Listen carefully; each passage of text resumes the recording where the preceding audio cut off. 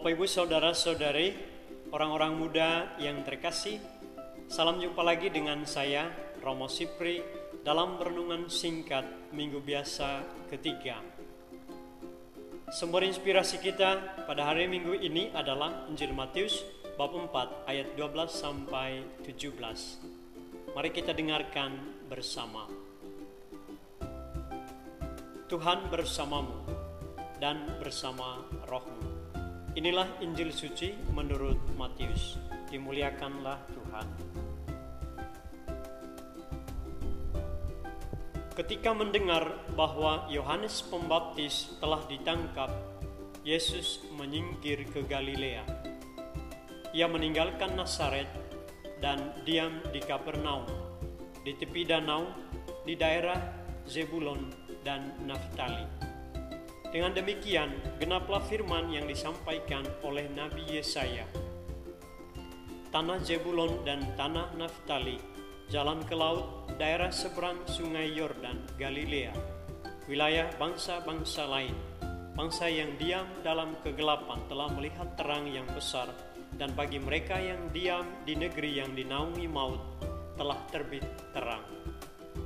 Sejak waktu itu, Yesus memberitakan, bertobatlah, sebab kerajaan surga sudah dekat. Demikianlah sabda Tuhan.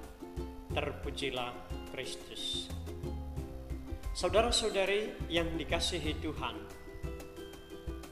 Yesus mulai pelayanannya mewartakan kabar baik, memberitakan Injil, kabar sukacita di Kapernaum di Galilea, tempat yang menurut orang-orang Yahudi adalah tempat bangsa-bangsa asing tinggal, orang-orang yang kemurnian imannya juga diragukan.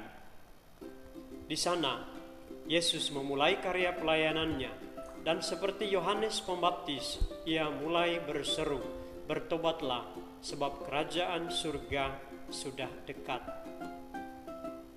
Pertanyaannya adalah bahwa kenapa Yesus tidak memulai karya pewartaannya di Yerusalem, di pusat iman dan hidup religius serta politis orang-orang Yahudi.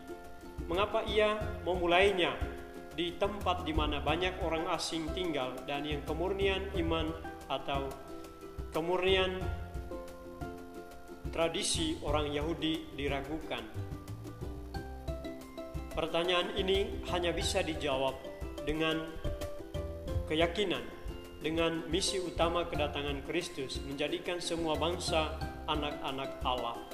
Maka dalam hal ini sejak awal, Allah memasukkan setiap orang, semua orang dari segala bangsa ke dalam karya keselamatan yang dikerjakannya melalui Yesus Kristus Putranya. Yesus yang memulai karya pewartaannya di tempat di mana orang-orang asing tinggal, di Kapernaum, adalah sebuah simbol panggilan untuk semua orang dari segala bangsa, suku, bahasa, budaya, dan adat untuk menjadi murid Kristus. Maka dalam hal ini, setiap orang Kristiani, pengikut Kristus, orang-orang Katolik diundang untuk menyadari bahwa kita masing-masing dan setiap orang dicintai oleh Allah, dan Tuhan menghendaki agar setiap orang mengalami keselamatan. Maka sebagai orang-orang yang dipanggil untuk mengalami keselamatan, kita juga berusaha untuk hidup dalam kasih persaudaraan, dalam persatuan, hidup sebagai putra-putri Allah dalam kehidupan setiap hari. Berusahalah senantiasa untuk hidup dalam persatuan dan dalam kasih persaudaraan sebagai anak-anak Allah. Tuhan memberkati. Amin.